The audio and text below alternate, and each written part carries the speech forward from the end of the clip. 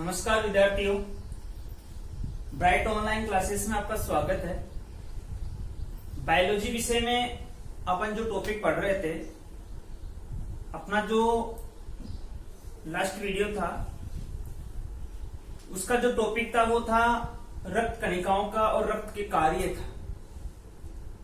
आज अपन एक नया टॉपिक पढ़ने जा रहे हैं और काफी इंपॉर्टेंट टॉपिक है, दैनिक जीवन में भी बहुत ज्यादा काम में आने वाला टॉपिक है। और टॉपिक का नाम है रक्त समूह है, यानी ब्लड ग्रुप। हर एक मानव जाति का पता होना चाहिए, हर एक मनुष्य को, हर एक व्यक्ति को, कि अपना रुधिर समूह कौन सा है। और रुधिर समूह की जब अपन बात करते हैं तो अपने माइंड में सबसे पहले तो एक क्वेश्चन आ रहा है आपके कि रक्त समूह क्या है, ब्लड ग्रुप क्या है। तो देखिए, अपन सबसे पहले टॉपिक पढ़ चुके हैं शुरू में, और शुरू का जो टॉपिक था उस टॉपिक में अपन ने पढ़ा था कि एक तो आपने वर्ड पढ़ा था आरबीसी। कौन सा वर्ड पढ़ा था? आरबीसी पढ़ा था। और एक आपने पढ़ा था प्लाज्मा। एक क्या पढ़ा था? प्लाज्मा पढ़ा था। तो आरबीसी और प्लाज्मा अपन पढ़ चुके हैं, रक्त कणिकाएं थी, और प्लाज्मा क्या था? एक पार्ट था रक्त के संगठन का।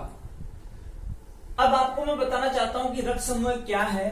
तो आरबीसी की सतह पे जो एंटीजन और एंटीबॉडी प्लाज्मा में पाए जाते हैं, तो आरबीसी की सतह पे तो क्या पाए जाते हैं? एंटीजन पाए जाते हैं। क्या पाए जाते हैं? एंटीजन। तो आरबीसी की सतह पे तो पाए जाते हैं एंटीजन, और जिसको अपन हिंदी में बोल देते हैं प्रतिजन, ठीक है। और प्लाज्मा में पाए जाते हैं एंटीबॉडी। क्या पाए जाते हैं? एंटीबॉडी, जिसको अपन बोल देते हैं प्रतिरक्षी। अब देखिए, माइंड में एक क्वेश्चन तो आ रहा है अवश्य कि एंटीजन क्या है और एंटीबॉडी क्या है। इस एंटीजन और एंटीबॉडी के आधार पर ही अपन रक्त समूह को वर्गीकृत किया गया है, या वर्गीकृत अपन करते हैं। एंटीजन क्या है, इस बात को ध्यान में रखना। तो देखिए, आरबीसी है, ठीक है। आरबीसी की सतह पे एंटीजन पाया जाता है, लेकिन डेफिनेशन क्या होगी एंटीजन की? लेकिन इससे पहले अपन को यह पढ़ना होगा कि रक्त समूह की परिभाषा क्या हो सकती है, रक्त समूह को अपन कैसे डिफाइन कर सकते हैं। तो अपने माइंड में क्वेश्चन आता है कि आरबीसी पर उपस्थित एंटीजन, ध्यान से सुनना, आरबीसी पर उपस्थित एंटीजन, आरबीसी पर उपस्थित एंटीजन व प्लाज्मा में उपस्थित एंटीबॉडी के आधार पर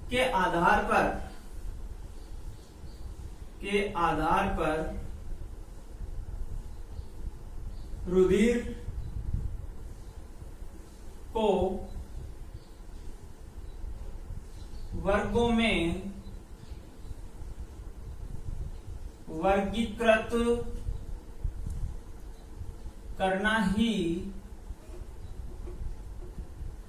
रुधिर समूह कहलाता है। यानी आरबीसी पर उपस्थित एंटीजन और प्लाज्मा में उपस्थित एंटीबॉडी के आधार पर रुधिर को विभिन्न वर्गों में वर्गीकृत करना ही क्या कहलाता है? रुधिर समूह कहलाता है, रक्त समूह कहलाता है। अब यहां देखना, माइंड में क्वेश्चन तो ये बन रहा है कि एंटीजन तो क्या है, एंटीबॉडी क्या है। तो एक तो वर्ड आ रहा है एंटीजन, जिसको अपन बोल देते हैं प्रतिजन। अब एंटीजन क्या है?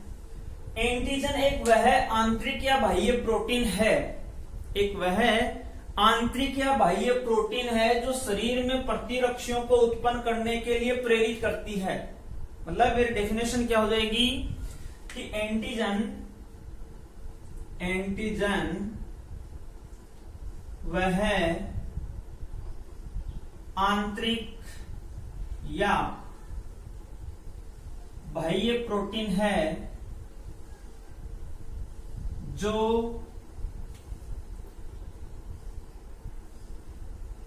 एंटीबॉडी के निर्माण को प्रेरित करती है। ओके, शायद क्लियर हो गया होगा कि एंटीजन वह आंतरिक या बाह्य प्रोटीन है जो एंटीबॉडी के निर्माण को क्या करती है, प्रेरित करती है। अब एंटीजन की डेफिनेशन तो होगी, लेकिन बात किसकी आती है, एंटीबॉडी की। किसकी बात आती है, एंटीबॉडी की, जिसको अपन क्या बोल देते हैं, प्रतिरक्षी। तो देखो एंटीबॉडी की परिभाषा क्या हो जाएगी, एंटीजन के विरुद्ध कार्य करने वाली संरचना क्या कहलाती है, एंटीबॉडी कहलाती है। तो अपन इसको डेफिनेशन को कैसे नोट कर सकते हैं, एंटीजन के विरुद्ध कार्य करने वाली संरचना एंटीबॉडी कहलाती है। अब देखना, एक छोटा सा उदाहरण देकर मैं आपको समझा सकता हूं कि एंटीजन क्या है, एंटीबॉडी क्या है। अपने शरीर में कोई भी बीमारी उत्पन्न होती है, कोई भी रोग उत्पन्न होता है, तो उस रोग का कारण क्या, या तो कोई बैक्टीरिया होता है, या उस रोग का कारण कोई वायरस होता है, या उस रोग का कारण कोई प्रोटोजोआ होता है। कोई ना कोई ऐसा रोग कारक अवश्य होता है जिससे रोग उत्पन्न होता है। अब देखना, वो रोग कारक है, वो अपने शरीर के लिए क्या है, एंटीजन है। वो रोग कारक अपने शरीर के लिए क्या है, एंटीजन है। जब वो शरीर के अंदर प्रविष्ट हो जाता है तो अपने शरीर के प्लाज्मा में उसके अगेंस्ट मैंने आपको शुरू में बताया था कि इसकी मज्जा में इनकी उत्पत्ति होती है, उसके अगेंस्ट क्या बनते हैं, एंटीबॉडीज बनते हैं, जिससे उस रोग को शरीर में फैलने से रोका जा सके। तो एंटीजन के विरुद्ध एंटीबॉडी उत्पन्न हुई कि नहीं हुई, एक छोटा सा एग्जांपल दे रहा हूं मैं जैसे आपको। ये अपना देश है भारत, और ये इधर एक देश है पाकिस्तान, है कि नहीं। पाकिस्तान अपने देश में कश्मीर वाले बॉर्डर से ज्यादा क्या भेज सकता है, आतंकवादी भेजने की कोशिश करता है, आतंकियों को भेजने की कोशिश करता है ना। और यहाँ बॉर्डर पे क्या खड़े, अपने देश के जवान खड़े हैं जो एनी टाइम अपने देश के नागरिकों की सुरक्षा कर रहे हैं। तो जो ही ये एंटीजन रूपी आतंकवादी अपने शरीर रूपी भारत में प्रवेश करना चाहते हैं, तो उसको रोकने के लिए अपने एंटीबॉडी रूपी सैनिक एनी टाइम चौकस रहते हैं और उन्हें उनके विरुद्ध कार्य करके उनको मारने की कोशिश करते हैं। समझ में आ गया होगा तो मेरे हिसाब से। तो इस हिसाब से आप इसको ध्यान में रखें, यानी आतंकवादी एंटीजन हो गए और देश के सैनिक हो गए, वो क्या हो गए, एंटीबॉडी हो गए, वो प्रतिरक्षी हो गए, अपने शरीर के प्रतिरक्षा तंत्र को मजबूत करने वाली संरचनाएं हो गई। समझ गए। अब अपन आगे बढ़ रहे हैं, इतना आप स्क्रीनशॉट ले लें और इसको नोटेट कर लें नोटबुक में, और उसके बाद अपन जस्ट आगे बढ़ते हैं। स्क्रीनशॉट ले लिया होगा। नेक्स्ट अपन देखते हैं आगे। अब इसकी थोड़ी सी हिस्ट्री पढ़ते हैं रक्त समूह के बारे में, कि इन्होंने सबसे पहले रक्त समूह के बारे में बताया था, वो बात यहां मैं आपको बताने जा रहा हूं। सबसे पहले एक साइंटिस्ट थे कार्ल लैंड स्टीनर।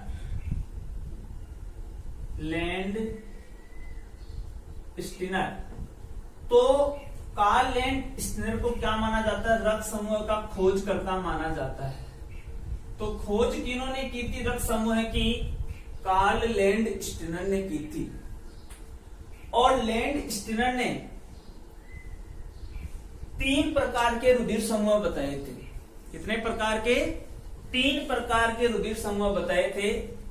एक रुधिर समूह उन्होंने बताया ए, एक बताया बी और एक बताया ए बी। ये 3 प्रकार के रुधिर समूह बताए गए थे कार्ल लैंड स्किनर के द्वारा।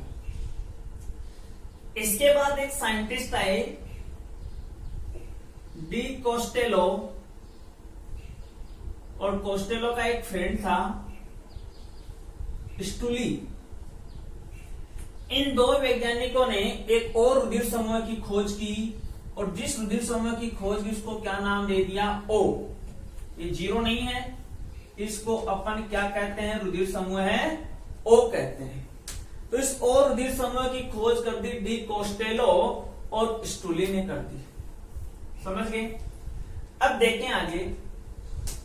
तो मनुष्य का जो रुधिर तंत्र है मानव का, तो मनुष्य में एक रुधिर है ए, एक है बी, और एक क्या हो गया ओ, मतलब ए बी मिक्स हो गया ना। तो आपसे क्वेश्चन पूछ सकता है कि मानव में कौन सा रुधिर तंत्र होता है, किस प्रकार का होता है। तो मानव में एबीओ प्रकार का रुधिर समूह है पाया जाता है। किस प्रकार का रुधिर समूह पाया जाता है मनुष्य में, एबीओ प्रकार का। काफी इंपोर्टेंट क्वेश्चन है 1 मार्क्स का। एबीओ प्रकार का रुधिर समूह पाया जाता है मानव में। ठीक है, तो इतना कोई यहां तक डाउट नहीं है। अब एक व्यक्ति दूसरे व्यक्ति को, मान लो कोई व्यक्ति दुर्घटना हो गई, चोटग्रस्त हो गया, उसके शरीर से काफी रुधिर बाहर निकल गया। अब उसको रुधिर की बहुत ही जरूरत है ज्यादा, तो अपन उस व्यक्ति को रुधिर की जरूरत है, इसका मतलब वो रुधिर लेने वाला, इसका मतलब वो रुधिर ग्राही है। और जो उस व्यक्ति को रुधिर देगा वो मतलब रुधिर क्या हो गया, दाता हो गया। तो एक रुधिर देने वाला दाता होता है, लेने वाला क्या होता है, ग्राही होता है। इसका मतलब जरूरतमंद व्यक्ति को रुधिर की जरूरत होती है, तो उसे अपन कहते हैं रुधिरादान। क्या कहते हैं, रुधिर आदान। मतलब डेफिनेशन क्या हो जाएगी रुधिर आदान की, अपन सीधी सी बात ये कहें कि रुधिर दाता व्यक्ति के द्वारा रुधिर ग्राही व्यक्ति को रुधिर ट्रांसफ्यूजन करना, रुधिर देना ही क्या कहलाता है, रुधिर आदान कहलाता है, रक्तदान कहलाता है। और रक्तदान करना बहुत ही जरूरी है, क्योंकि मैंने आपको बताया था कि अपने बॉडी में 14 ग्राम पर डीएल से अधिक यदि रुधिर है तो ज्यादा रुधिर भी शरीर के लिए हानिकारक है, क्योंकि उससे नई आरबीसी का फॉर्मेशन नहीं हो पाता है। तो रुधिर को समय समय पर अपन को दान में देना चाहिए, बहुत ही अच्छा रहेगा। और एक बात और बता देना चाहता हूं, हर एक व्यक्ति को यह पता होना चाहिए कि मेरा रक्त समूह कौन सा है, क्योंकि रक्त समूह होना बहुत जरूरी है। आगे पता चलेगा कि रक्त समूह की क्या, रक्त समूह की क्या मतलब की जरूरी होती है, क्यों वो काफी महत्वपूर्ण हो जाता है। तो रुधिर आदान होगी। अब देखिए रुधिर कौन किसको कर सकता है, इस बात का ध्यान में अपन को रखना है। ये तो है नहीं कि हर कोई व्यक्ति है उसको पकड़ा और पकड़ के उसका रुधिर निकाल करके जिसको जरूरत होती है उसको रुधिर अपन ने दे दिया, ये तो हो नहीं सकता है। रुधिर आदान के लिए विशिष्ट रुधिर समूह वाले व्यक्ति को उसी प्रकार का विशिष्ट रुधिर समूह ही उसको क्या करना चाहिए, देना चाहिए। यदि कोई असंगत रुधिर समूह अपन ने दे दिया, असंगत रुधिर समूह अपन ने दे दिया, तो उसकी जो आरबीसीज होती हैं उनका लयन हो जाएगा, उनका समन हो जाएगा, उनका गुच्छा बन जाएगा और व्यक्ति की क्या हो जाएगी, मृत्यु हो जाएगी। अब कैसे है, कौन सा व्यक्ति किसे रुधिर दे सकता है, मैं यहां एक छोटे से डायग्राम के द्वारा आपको बताना चाहता हूं। एक रुधिर समूह है ए, 4 प्रकार के थे। एक रुधिर समूह है बी, एक रुधिर समूह है ए बी और एक रुधिर समूह है ओ। देखो ए वाला ए को दे सकता है इजीली, कोई प्रॉब्लम नहीं होगी। ए बी वाला ए बी को दे सकता है, कोई दिक्कत नहीं है। ओ वाला ओ को दे सकता है, कोई प्रॉब्लम नहीं है उसको। और बी वाला बी को दे सकता है, कोई दिक्कत नहीं है। लेकिन ये थोड़ी कि ए वाला है, ए वाला कोई ब्लड ग्रुप है तो उसको ए वाला ही दे सकता है, और भी तो दे सकता है, वरना इतने तो ए बी तो सबसे कम रुधिर समूह वाले व्यक्ति होते हैं दुनिया में, तो फिर उनको कहां से मिलेगा। तो वो मैं आपको यहां बताना चाह रहा हूं। यदि रुधिर वर्ग ए है किसी का, ध्यान रखना रुधिर वर्ग ए है तो वो ए बी को दे सकता है आराम से। किसको दे सकता है? ए बी को दे सकता है। यदि रुधिर वर्ग ओ है तो वो इजीली किसको दे सकता है? ए बी को दे सकता है। रुधिर वर्ग ओ वाला बी को भी आराम से दे सकता है और रुधिर वर्ग ओ वाला ए को भी आराम से दे सकता है, कोई दिक्कत नहीं होनी। ओ को तो दे ही सकता है, लेकिन देखना ए वाला यदि बी को रुधिर वर्ग दे देगा तो रुधिर का क्या बन जाएगा? थक्का समूहन हो जाएगा, गुच्छा बन जाएगा आरबीसी का। और यदि बी वाला ए को दे देगा तो भी क्या बन जाएगा? समूहन हो जाएगा। ए वाला यदि ओ को देने की कोशिश करे तो भी क्या हो जाएगा? समूहन हो जाएगा। और बी वाला यदि ओ को भी देने की कोशिश करे तो भी रक्त का क्या हो जाएगा? समूहन हो जाएगा। ए बी वाला यदि ओ को देने की कोशिश करे तो भी रक्त समूह हो जाएगा। और ए बी वाला यदि ए को देने की कोशिश करे तो भी रक्त समूह हो जाएगा। अब इस डायग्राम को कैसे समझ सकते हैं? यदि डॉट डॉट लाइन आपको दिखाई दे रही है, वो तो यदि वैसा रुधिर समूह आदान हो रहा है, जैसे ए वाला है ओ को दे तो डॉट डॉट दिखाई दे रही है तीर के निशान के द्वारा, एरो के निशान के द्वारा। तो डॉट डॉट वाला ऐसा है तो इसका मतलब रक्त का समूहन हो सकता है, गुच्छा बन सकता है, व्यक्ति की मृत्यु हो सकती है। और बिल्कुल स्ट्रेट सीधी लाइन आपको दिखाई दे रही है, जैसे ओ वाला सभी और रुधिर दे रहा है। और ध्यान देना बी वाला ए बी को दे सकता है, लेकिन यदि ए बी वाला बी को दे दे तो रुधिर का क्या बन जाएगा? थक्का बन जाएगा, सॉरी समूहन हो जाएगा। तो आराम से रुधिर आदान हो सकता है। यानी स्ट्रेट जो लाइट सीधी आपको लाइन दिखाई दे रही है, उसका मतलब तो ये है कि आराम से ये ब्लड ग्रुप वाला इस विशिष्ट ब्लड ग्रुप वाले को रुधिर दे सकता है। लेकिन डॉट डॉट आपको दिखाई दे रहा है, इसका मतलब रुधिर का थक्का बन सकता है, सॉरी रुधिर समूहन हो सकता है। ठीक है, इतना स्क्रीनशॉट ले लो, इससे आपको बहुत कुछ आगे मदद मिलेगी सीखने में। अब अपना लास्ट पॉइंट आता है कि कौन से रुधिर समूह में किस प्रकार की एंटीजेंस होते हैं, एंटीबॉडीज होते हैं। भारत में कितने % लोग किस रुधिर समूह के पाए जाते हैं, दुनिया में किस हिसाब से लोग पाए जाते हैं, उनके बारे में अपन पढ़ेंगे। वैसे तो इससे समझ में आ गया कौन किसको दे सकता है, तो आप स्क्रीनशॉट ले लिया होगा। अब अपन पढ़ेंगे एक सारणी के माध्यम से पूरा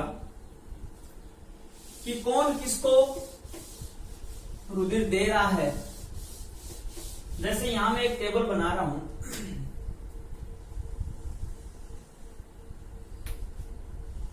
ये यहां अब मैं नोट कर रहा हूं रक्त समूह है और ये दे रहा हूं आरबीसी पर उपस्थित एंटीजन और यह है प्लाज्मा में उपस्थित एंटीबॉडी और कौन सा रुधिर किससे रुधिर ले सकता है, यानी ग्राही मतलब ग्रहण करने वाला, और किसको दे सकता है मतलब रुधिर दाता कौन सा है। और भारत में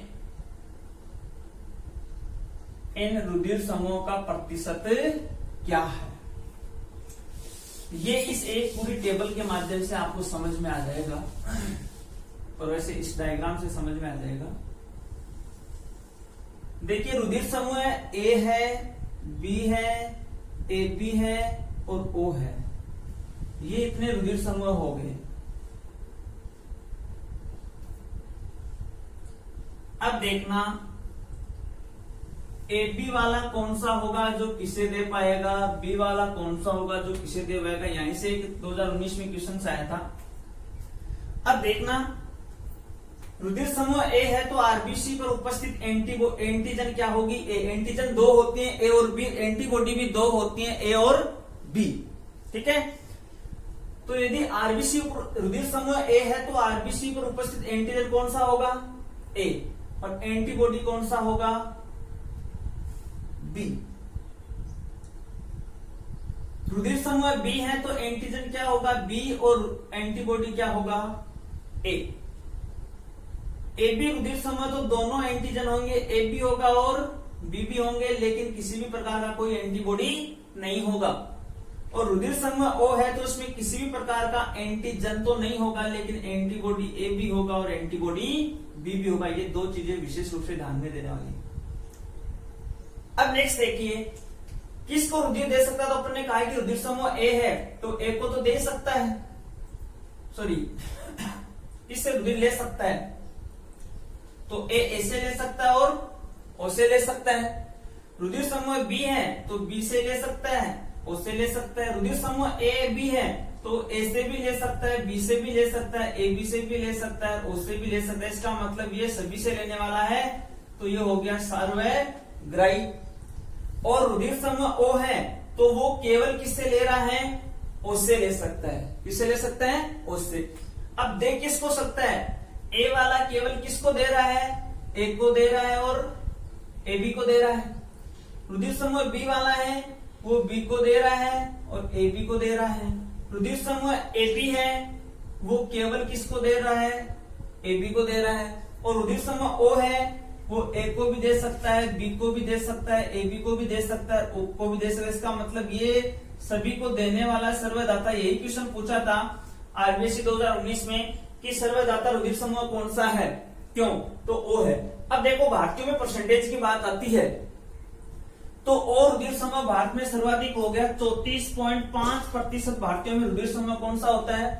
ओ होता है। और सेम इसके समान ही 34.5% भारतीयों में रुधिर समूह कौन सा होता है?